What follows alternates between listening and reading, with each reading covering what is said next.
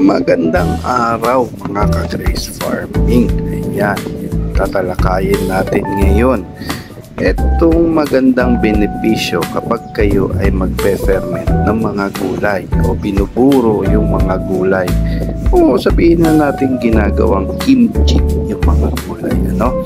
So ayan, no, sa pagbuburo ng ating gulay, unang-unang benepisyo po niya ay pwede po natin ihalo sa pagkain ng ating mga alagang native na manok.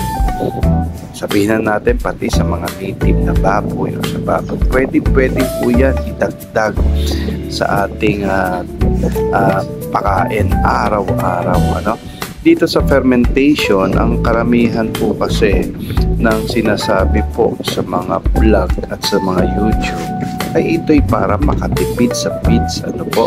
Para sa akin po, hindi po natin titipirin ang pagkain ng baboy. Ngunit kaya po rin tayo nagfe-ferment ay upang lalong dumami ang mga sustansyang makakain ng ating mga alaga. Ano? Kaya ganun po ang ating treat dito sa paghahalo ng mga fermentation na gulay na libre lamang ito, no? Na nahihingi sa palengke yung mga pinagtabasan ng mga kalabasa, mga pinagtabasan ng mga kangkong. So marami po yan. Ayan, makikita ho natin na gustong-gusto rin naman ho ng ating mga alaga na native na manok. Alam naman po natin kung nasa wild po ang mga alaga na yan at hindi ho natin na pinukulong, kahit mismo ho sila ay paghahanap ng paraan para paano sila mabuhay, no? Kaya kung ano-ano ang kinakain ho nila, no? Kaya ayan, no, gustong-gusto ho nila yung ganyang mga pagkain.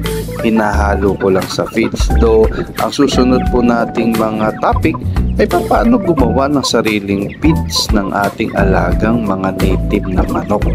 Ayan, sa ngayon po ay commercial feeds at fermentation ang ginagawa ko.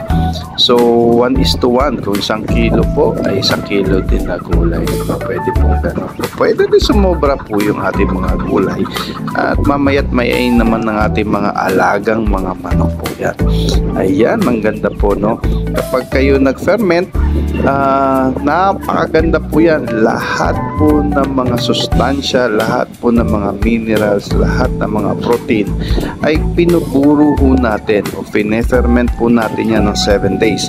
By the way po, may abangan niyo po yung ating susunod na video patungkol dito sa eksaktong paano paggawa ng fermentation. Kaya ano pa po ang natin, mag-like, subscribe po kayo sa akin channel, ano po. Kaya ayan, pangalawang mahalagang benepisyo para po dito ay ginagawa po natin itong fermentation para supplyan din yung ating mga alagang BSF, na po.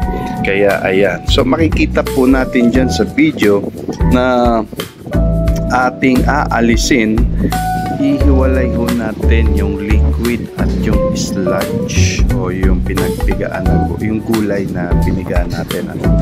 At para sa ganon ay hindi masyadong masa o basa yung kakainin ng ating mga black soldier fly. Ayan, so papas forward ko na lang po yan, no?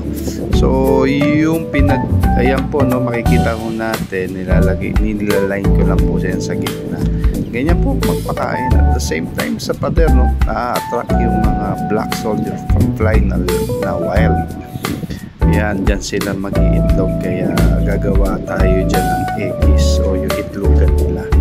So ganyan, sa mga hindi pa po nakakaalam dito sa black soldier fly, kaya ako nagkukulture o nag-aalaga ng ganyan ay para libreng pagkain ng manok, ano? Si black soldier fly po ay protein master, kung tawagin ko po yan, dahil napakalaki po ng crude protein na nakukuha po dyan. Is about 50% ng crude protein, no? Mas dami pa yung food protein na ginagamit o panghalo sa sa paggawa ng feeds, yung soya meal. Ayan, ang soya meal nasa ilang percent lang po yata, kung hindi ako magkakamali, nasa 13 to 14% yung crude protein. Pero ito pong black soldier fly ay nasa 15%. Kaya sa mga susunod po ng ating mga talakayin ay itatahak ho natin ang direction ho natin papunta talaga doon sa paggawa ng ating sariling feeds ng ating mga alaga. O no, may mga source na po kasi tayo.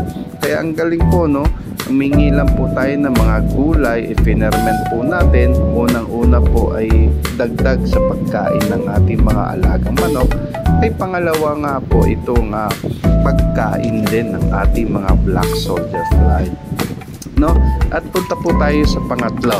Ito ang pangatlong pong ito, yung ating mga pinagpigaan po na pinakain po natin yung mga gulay doon sa black soldier fly.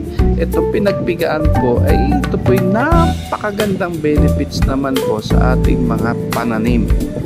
Ano po, kaya hindi po kaya wala akong tapon, ano, from dun sa pagpe-ferment po ng ating mga gulay. Meron na tayo pagkain ng manok, meron na tayo para doon sa pagkain ng black soldier fly, at meron na rin po tayo dito pwedeng nutrient din, fertilizer din ng para sa ating mga pananim. Ano ba yung mga ating itatanim, no? Mostly po syempre pagkain ng tao at pagkain din ng manok, ano po. So ayan, meron akong mga umuusbong na tawag dito ay mustasa, at ito po ay marami na ho ako na tanim dito lang sa paso kasi wala akong magandang lugar na para pagtaniman. Pero dito sa mga paso ay sa mga plastic lang na nasira, ano. So ayan, may tanim tayong alokbate. Itong alokbate rin na to ay pwede rin nating ihalo sa pagkain ng ating mga alagang manok. Kaya ganon. So kung ang sabi ko nga sa ibang videos, kung gusto ho ninyo mag-alaga ng mga manok, umpisaan nyo na magtanim kung ano yung mga kinakain at kung ano yung gusto ng mga manok para sa pang-araw-araw nila.